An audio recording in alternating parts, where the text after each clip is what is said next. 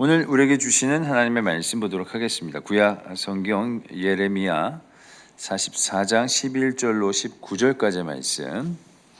제가 가지고 있는 구약 성경 1123면과 1124면 사이에 있습니다. 예레미야 44장 11절로 19절까지의 말씀. 저와 여러분들이 한 절씩 교독드리도록 하겠습니다. 예레미야 40장 11절로부터의 말씀입니다. 그러므로 만군의 여호와 이스라엘의 하나님께서 이와 같이 말씀하시니라. 보라, 내가 얼굴을 너희로 향하여 환란을 내리고 온 유다를 끊어 버릴 것이며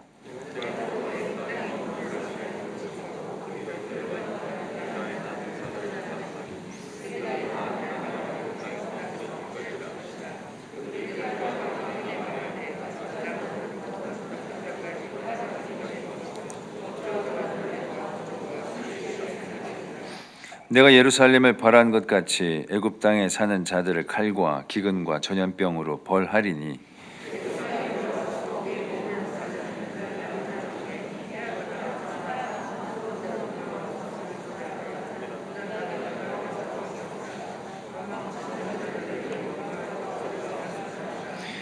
그리하여 자기 아내들이 다른 신들에게 분향하는 줄을 아는 모든 남자와 곁에 섰던 모든 여인 곧 애굽 땅 바드로스에 사는 모든 백성의 큰 무리가 예레미야에게 대답하여 이르되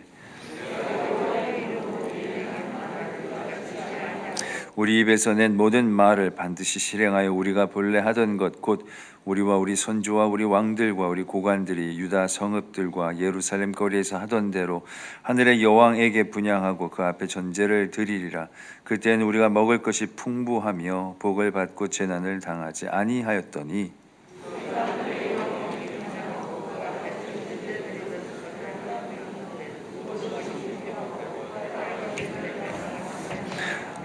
함께요.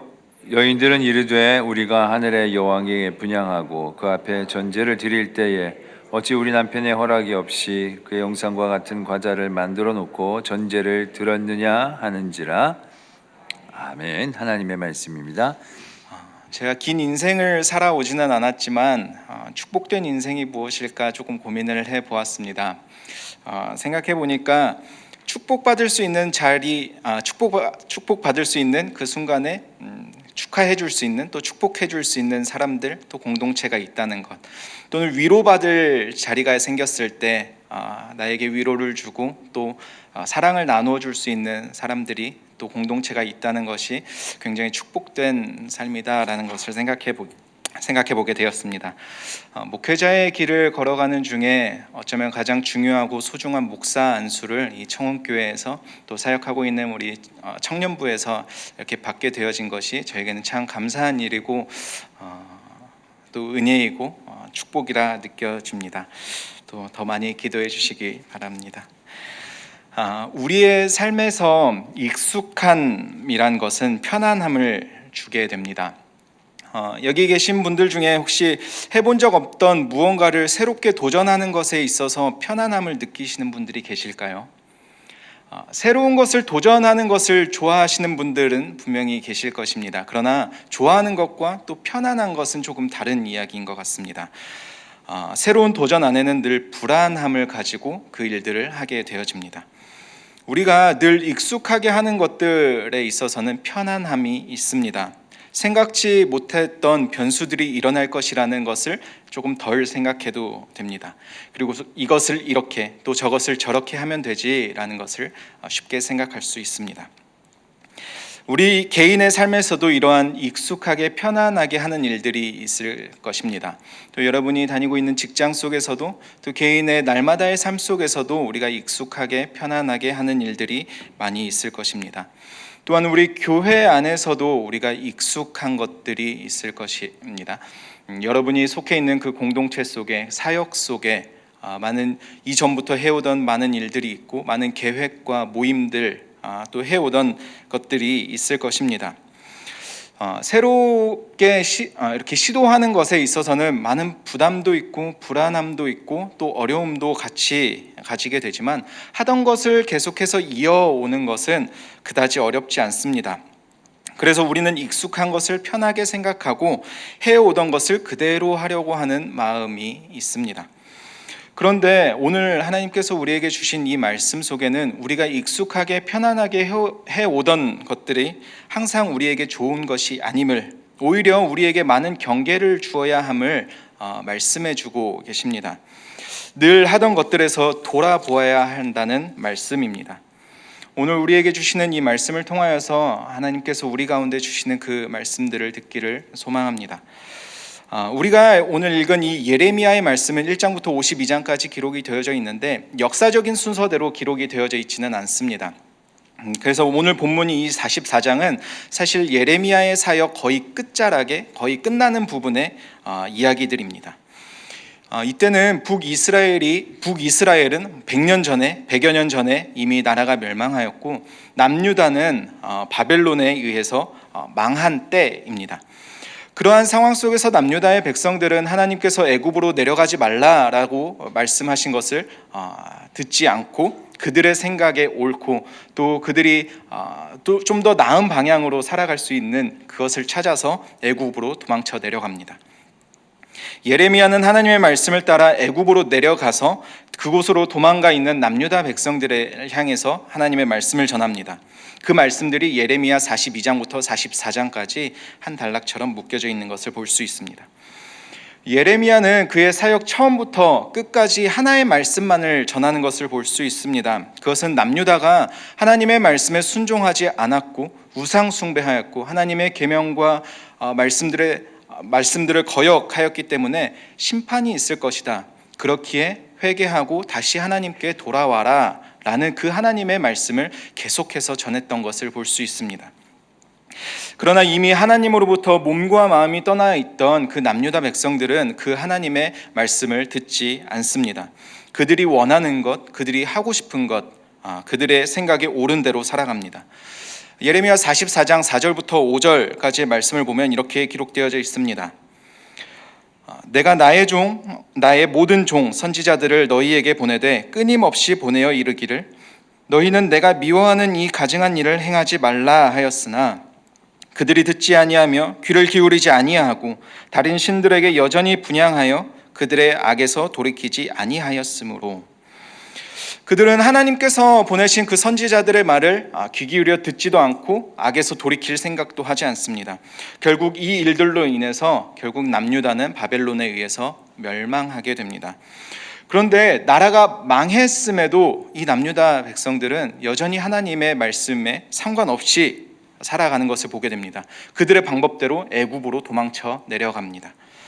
하나님께서는 그곳까지 예레미야를 보내시면서 왜 너희가 지금 이러한 상황을 겪게 되었는지, 왜 나라가 망하였는지 다시 한번 그 하나님의 말씀을 전하고 있습니다. 이 일들은 우상 숭배했고 교만했고 하나님의 말씀으로부터 떠나 있었기 때문에 일어난 일이다라고 예레미야는 다시 한번 전합니다. 애굽으로 내려간 이 남유다 사람들은 이 예레미야의 말을 듣고 이렇게 대꾸합니다. 16절과 17절 말씀입니다. 네가 여호와의 이름으로 우리에게 하는 말을 우리가 듣지 아니하고 우리 입에서 낸 모든 말을 반드시 실행하여 우리가 본래 하던 것 곧 우리와 우리 선조와 우리 왕들과 우리 고관들이 유다 성읍들과 예루살렘 거리에서 하던 대로 하늘의 여왕에게 분향하고 그 앞에 전제를 드리리라. 그때에는 우리가 먹을 것이 풍부하며 복을 받고 재난을 당하지 아니하였더니. 그들의 대답은 너무나 황당합니다. 예레미야, 너가 전하는 그 하나님의 말을 우리는 듣지도 않고 그렇게 하지도 않을 것이다. 우리는 우리의 조상들이, 우리의 왕들이 우리가 살던 그 예루살렘 땅에서 했던 그대로 하늘의 여왕을 계속해서 섬길 것이다. 그때는 우리에게 복이 가득했고 이런 어려움이 없었다. 우리는 그것을 기억하기에 우리는 그 전에 하던 대로 그대로 하늘의 여왕을 섬길 것이다 라고 대꾸하고 있는 모습입니다. 우리는 이스라엘의 역사를 기억해 볼 수 있습니다. 초대 왕 사울, 그 이어서 다윗, 그리고 솔로몬, 그 이후에 북이스라엘과 남유다로 갈라지게 되죠. 북이스라엘에는 선한 왕이 단 한 명도 없었습니다. 남유다에는 20명의 왕이 있었는데 그 중에 선한 왕이라고 꼽히는 몇몇 왕들이 있습니다. 수많은 왕들은 우상 숭배하기 위한 제단을 쌓기 위해 노력했고 하나님께서 세우신 이 나라를 기억하지 못했고 자신들의 힘으로 세워가기 위해 노력했습니다. 우상 숭배함을 통해서 그들이 복을 받고 형통한 길을 가고 있다고 착각하였습니다. 남유다에는 가장 선한 왕으로 여겨지고 있는 요시야라는 왕이 있습니다. 오랫동안 잃어버렸던 그 하나님의 말씀을 찾았고 그 찾은 말씀을 가지고 우리가 다시 하나님의 말씀으로 다시 새롭게 살아가자라고 말씀으로 개혁을 합니다. 우상 숭배하고 있던 그 모든 모습에서 돌이켜서 하나님을 섬기기로 모든 백성들과 서약합니다. 그러나 이 또한 잠시였습니다. 전쟁에서 요시야 왕은 죽게 되어지고 이후에 왕들은 다시 수많은 우상들의 제단을 쌓으며 우상 앞에 절을 하게 됩니다. 요시야 왕이 다시 말씀으로 하나님 앞에 올바르게 살아가겠다라고 했던 그 순간은 오히려 그들에게 어려움을 주었다라고 생각합니다. 하늘의 여왕, 그 많은 우상들에게 우리가 절하지 않고 있을 때, 절하지 않았을 그때에 우리에게는 어려움들이 닥쳤다라고 말하고 있는 것입니다. 오히려 하늘의 여왕을 섬기고 있을 때 우리는 축복을 받았고 우리는 형통한 길을 걷고 있었다라고 생각하고 있는 것입니다. 하나님께서는 그들의 잘못된 생각과 그 삶에서 돌이키게 하시기 위하여 수많은 선지자들을 보내셨지만 그들은 그 말을 듣지 않습니다. 그러나 여전히 그들은 우리는 평안함 가운데 있다라는 착각 속에 살아가고 있습니다. 오히려 선지자 예레미야에게 화를 내며 적반하장으로 따지고 있는 것입니다. 예레미야를 통해서 전해진 하나님의 말씀이 있었지만 그러나 수많은 유다 백성들은 그들이 이전부터 계속해서 해오던 것, 우리의 조상과 왕들, 그들이 해오던 우상 숭배를 했을 때 진짜 축복이 있었다고 이야기합니다. 그리고 그것을 우리는 결코 멈추지 않을 것이라 이야기합니다. 그들은 이전부터 해오던 것이 있었기에 그것에서 돌이키는 것이 두려웠던 것 같습니다. 그저 그들의 조상들이 수백 년 전부터 이들에게까지 이어지고 있는 그 우상 숭배의 모습, 그것을 통하여서 우리에게 주는 참된 평안을 주는 것 같은 그 착각 속에 살아가고 있던 것입니다. 어쩌면 오래전부터 그렇게 해오던 것이기 때문에 그것이 잘못된 것이라 생각하지 못했을 것 같기도 합니다. 그들의 잘못을 돌아보지 못하고 익숙함을 따라서 살아가고 있던 그들 나름의 신앙이 되어져 버렸습니다. 익숙한 것이고 계속 해오던 것이기 때문에 그것의 위험성을 바라보지 못했고 안락함과 편안함에 갇혀서 돌이켜야 했던 그 모습 속에서 돌이키지 못했던 그들의 모습을 보게 됩니다. 하던 것, 해오던 것, 또 하던 대로 그들은 그저 그렇게 계속해서 우상을 섬겨가는 것을 보게 됩니다. 이 17절에 나오는 하던 대로라는 이 단어를 보면서 성경에 나오는 두 가지의 사건이 떠올랐습니다. 먼저 하나의 사건은 마태복음 15장에 나오는 전통 논쟁 사건입니다. 예수님과 제자들이 한 장소에 도착하셨습니다. 그곳에서 제자들이 떡을 손으로 집어 먹습니다. 바리새인과 서기관들이 그 모습을 보면서 왜 손을 씻지 않고 그 떡을 손으로 집어 먹냐라고 따집니다. 이 바리새인과 서기관들은 혹시 더러운 손으로 떡을 집어 먹다가 아프면 어떡하나, 배탈 나면 어떡하나 그렇게 걱정하며 염려해주는 마음으로 하지 않았겠죠. 우리 조상들에 의하면 우리에게 흘러내려오고 있는 이 전통에 의하면 그것을 보고 있는 것입니다. 바리새인과 서기관들이 말하는 이 조상들로부터 흘러내려오고 있는 이 전통에 의하면은 그들은 떡을 먹기 전에 반드시 손을 씻어야 했습니다. 그들이 가지고 있던 이 전통에는 손을 어떻게 씻어야 하는지 세세한 법칙들이 있었습니다. 그래서 물을 어떤 통에 담아야 하는지, 물을 어떻게 흘려야 하는지, 손은 어떤 모양을 해야 하는지 그런 손을 씻는 세세한 법칙들이 있었다고 합니다. 단순히 위생의 문제를 떠나서 언제인지 모르는, 왜 그렇게 되어져 있는지 모르는 그 모든 의식과 전통이 중요해진 것이죠. 언제 누가 왜 이렇게 되었는지도 모르는 그 이전부터 해오던 것들을 그냥 그렇게 하고 있는 것입니다. 물론 그 모든 것들이 처음에는 하나님의 말씀에 근거해서 시작이 되어졌을 것입니다. 하나님께서 그들에게 주셨던 율법을 기초로 그 모든 일들이 시작이 되어졌겠죠. 분명히 의미 없이 목적도 없이 그 모든 일들이 시작되어지지는 않았을 것입니다. 그러나 시간이 지나고 그 전통이 그저 흘러내려오다 보니까 지금 이때의 바리새인 서기관들은 그 행동에 담겨져 있던 본래의 의미와 그 뜻을 기억하지 못하고 그저 그 행위를 하는 것에 집중하고 있었다라는 것이죠. 물론 그 모든 것을 지켜 행하는 것이 쉬운 일은 아닐 것입니다. 많은 믿음을 요구하고 많은 노력도 분명히 필요한 일들입니다. 그러나 그들은 그 믿음과 노력보다 더 중요한 것을 놓치고 있었다라는 것이죠. 사람들이 만들어 놓은 그 전통, 이전에 해오던 것, 그것을 지키기에 너무나 바빴습니다. 그들에게는 조상들로부터 해오던 그것들을 지키는 것이, 그대로 따르는 것이 그들에게는 가장 중요한 요점이었습니다. 생각 없이, 의미 없이, 또 영혼 없이, 더욱이 하나님 없이, 하나님 경외함 없이, 진짜 믿음과 신앙과 상관없이 신앙 있는 척하며 행동하고 있는 그들을 보며 예수님께서는 새로운 가르침을 주고 계십니다. 그 전통에 그저 빠져 있는 그들에게 가르침을 주고 계신 모습입니다. 또 하나 다른 사건은 다니엘입니다. 우리가 잘 아는 내용이죠. 다니엘을 시기했던 많은 고관들이 어떻게 하면 다니엘을 고발할 수 있을까 모여서 연구를 합니다. 그리고 만들어낸 것 하나가 왕이 아닌 다른 어떤 신이나 사람들에게 절을 하면 그 사람들은 사자굴에 빠뜨려야 한다라는 조서를 만들고 왕에게 들고 가서 왕은 그것을 허락합니다. 다니엘서 6장 10절 말씀에 이렇게 기록되어집니다. 다니엘이 이 조서에 왕의 도장이 찍힌 것을 알고도 자기 집에 돌아가서는 윗방에 올라가 예루살렘으로 향한 창문을 열고 전에 하던 대로 하루 3번씩 무릎을 꿇고 기도하며 그의 하나님께 감사하였더라. 여러분, 이 조서를 들었던 다니엘은 어떤 마음이었을까요? 그리고 이 조서를 듣고 자기 집으로 돌아가서 윗방으로 올라가고 있는 이 다니엘의 마음은 어땠을까요?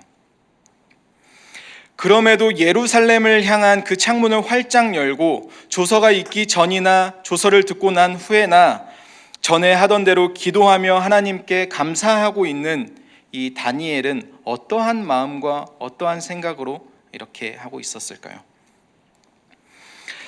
다니엘이 그가 전에 하던 대로 그렇게 하는 것은 죽는 것과 같은 일이었습니다. 그러나 다니엘은 그것에 두려워하지 않고 전에 하던 대로 그대로 하나님 앞에 나아갑니다. 마치 다니엘에게는 그렇게 기도하지 않는 것이 죽는 것과 같아 보입니다. 항상 하던 대로 그대로의 모습이지만 다니엘이 보여주고 있는 이 모습은 우리에게 조금 다른 모습을 보여주는 것 같습니다. 이 전통 논쟁과 다니엘의 모습이 이렇게 겹쳐져서 보이게 됩니다. 둘 다 전에부터 하고 있던 그 일들입니다. 그러나 큰 차이가 있는 것을 보게 되어지죠. 하나의 사건에서는 의미 없이 행위 자체에만 집중하고 있는 모습이 보이고요. 다른 하나에서는 죽음이 눈앞에 있지만 그것에 두려워하지 않고 전에 하던 그대로 하고 있는 모습입니다. 신앙의 모습에 있어서 하나의 모습은 부정적인 모습을 보여주고 하나의 모습은 우리에게 긍정의 모습을 보여주고 있습니다. 그렇다고 전에부터 해오고 있는 모든 것들이 다 안 좋은 것이고 부정적인 것이라는 것은 아닙니다.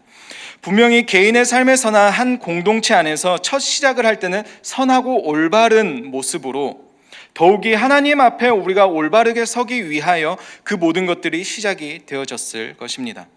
그러나 중요한 것은 그것이 시간이 지나고 그냥 하고 있다 보면은 그 안에 담겨져 있던 중요한 핵심을 우리가 놓쳐버릴 수 있다라는 것이죠. 그렇게 우리가 하고 있는 그 모든 일들을 우리가 조금은 다시 살펴볼 필요가 있다는 것입니다. 사람들이 보기에는 올바르고 또 제대로 되어져 있는 일들 같지만 그러나 그것이 여전히 하나님 보시기에 올바른 것인지 나의 신앙이 나의 믿음이 바로 세워져 있는 것인지 계속해서 우리 스스로를 살펴보아야 한다라는 것입니다. 우리가 신앙이라는 또 믿음의 행위라고 말하는 그 모든 것들 속에서 전에부터 해오고 있는 것들이기 때문에 우리도 그저 그렇게 하고 있는 것들이 있지는 않을까요? 작년 코로나 사태가 발생한 지 약 1년 정도 시간이 되어졌을 때 한 뉴스에서 이러한 주제를 가지고 대화를 나눴던 것이 기억이 납니다. 우리 돌아갈 수 있나? 우리 돌아가야 하나? 코로나 사태로 많은 일상이 변화되었습니다. 잠깐이면 되겠지, 몇 개월이면 되겠지 했던 일이 1년이 지났고 이제 2년이 지나가고 있습니다. 여러분, 코로나 사태가 정리되어지면 우리는 이전으로 돌아갈 수 있을까요? 그렇다면 우리의 삶은 이전으로 돌아가야 할까요? 그것이 좋은 것일까요? 이것은 단순히 우리의 일상의 삶에만 적용되는 것이 아닌 우리의 신앙에도 적용되어진다고 생각이 됩니다. 우리의 신앙이 코로나 이전으로 돌아갈 수 있을까요? 우리의 신앙이 이전으로 돌아가야 할까요? 다르게 질문하면 코로나 이전에 우리의 신앙이 다시 돌아갈 만큼 좋았던 것일까요? 개인의 삶이, 교회가 이전의 모습을 다시 찾아갈 만큼 좋았던 것일까요? 그것이 정답이고 우리에게 꼭 필요한 일일까요? 오히려 코로나 사태는 우리의 교회의 모습, 또 개인의 신앙을 다시 한번 돌아볼 수 있는 계기가 되어졌습니다. 물론 어느 누군가에게는 안타깝지만 작은 믿음이 더 작아지는 시간이 되어지기도 했고, 또 어떤 이들에게는 나의 신앙을 다시 한번 점검하며 오히려 믿음이 더 성장하고 성숙해질 수 있던 계기가 되기도 했습니다. 습관처럼 전에 이렇게 해왔기 때문에 당연스럽게 주일 예배에 나와서 예배드리는 것, 원할 때 교회에 오는 것, 자유로이 찬양하고 예배드리는 것, 아무 거리낌 없이 성도들과 함께 교제하던 일들, 우리가 해오던 그 모든 일들 속에서 우리가 다시 한번 돌아볼 수 있는 시간이 되어졌다라는 것이죠.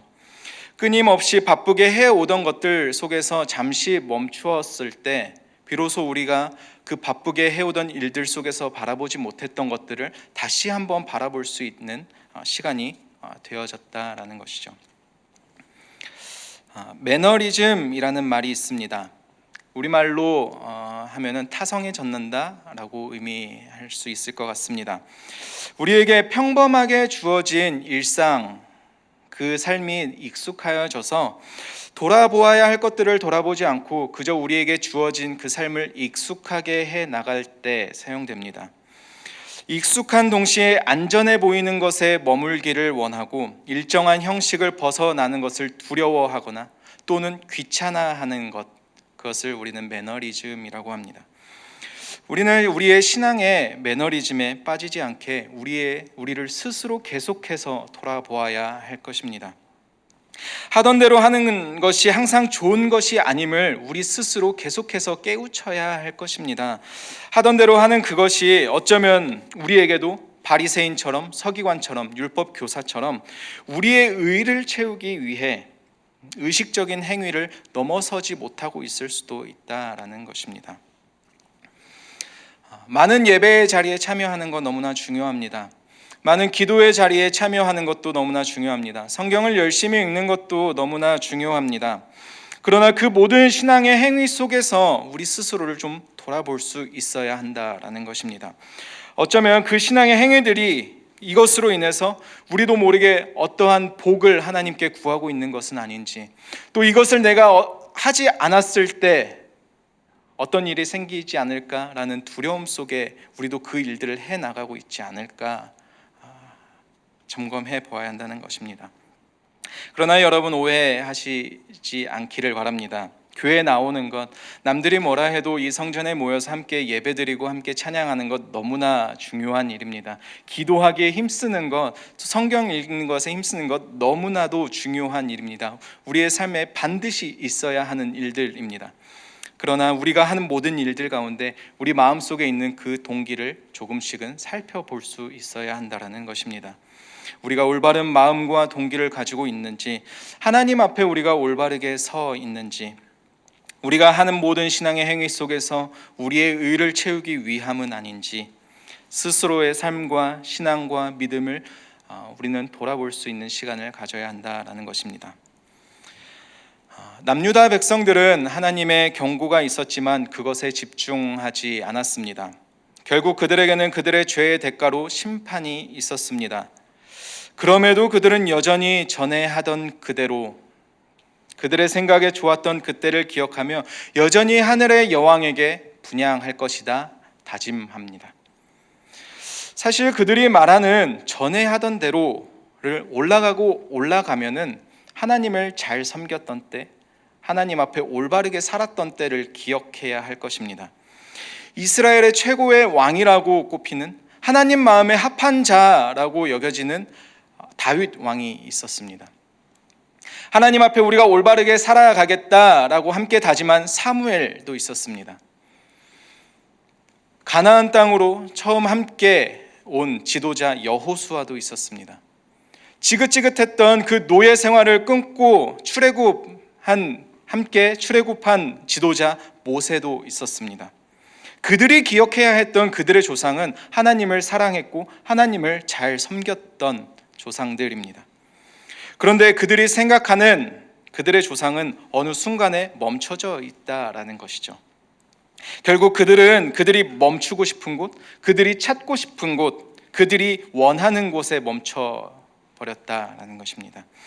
그들의 욕심이 그들의 생각을 멈추게 하였고, 그들이 바라보고 싶었던 그 욕심, 신앙이라고 생각했던 그들의 욕심에 멈춰버린 것입니다. 잘못된 것을, 헛된 것을, 거짓 평안을 바라보며 그것이 우리가 따라가야 하는 우리의 신앙이다, 우리의 신이다, 우리의 신앙이다, 우리의 믿음의 행위다 라고 그들이 정의해 버린 것입니다. 결국 그들의 욕심은 우상을 바라보다가 하나님을 바라보지 못하게 만들어 버렸습니다. 우상이 주는 헛된 평안을 찾다가 하나님께서 주시는 참된 평안을 놓쳐버렸습니다. 그들의 생각과 그들의 가치는 결국 하나님 앞에 범죄함이 되어졌습니다. 우리의 신앙 또한 익숙함과 안전함, 편안함을 추구하고 있다면 우리 또한 어느 순간부터는 우리의 생각과 우리의 가치가 더 중요한 것이 되어져 버릴 수도 있습니다. 신앙의 중심이 내 생각, 내가 원하는 것이 중심이 되어져 버릴 수 있다라는 것입니다. 언제나 우리의 삶, 또 우리의 신앙은, 우리의 믿음의 중심은 예수 그리스도가 되어야 합니다. 내 생각과 내 가치가 우리의 전통과 하던 대로의 신앙이 중심이 되어진다면 어느 순간 우리는 하나님을 쫓는 것이 아닌 사람의 방법과 사람이 정해놓은 그것을 따라가고 있는지도 모릅니다. 우리의 신앙과 믿음을 스스로 계속해서 점검해 가야 할 것입니다. 어느새 한 해를 마무리해가는 12월에 들어섰습니다. 또 우리는 예수 그리스도의 오셨음을, 또 앞으로 다시 오심을 기대하며 또 기념하는 이 대림절을 보내고 있습니다. 매년 우리에게 찾아오는 대림절이고 성탄절이지만, 그러나 이 기간을 보내시면서 그냥 흘려보내는 시간이 되어지지 않고 그저 우리가 아는 이 대림절, 이 성탄절의 시간이 되어지지 않기를 소망합니다. 예수 그리스도의 오심을 다시 한번 깊이 묵상하며 그 안에 담겨진 하나님의 사랑과 예수 그리스도의 은혜를 다시 한번 깊이 묵상하는 이 기간이 되어지기를 간절히 소망합니다.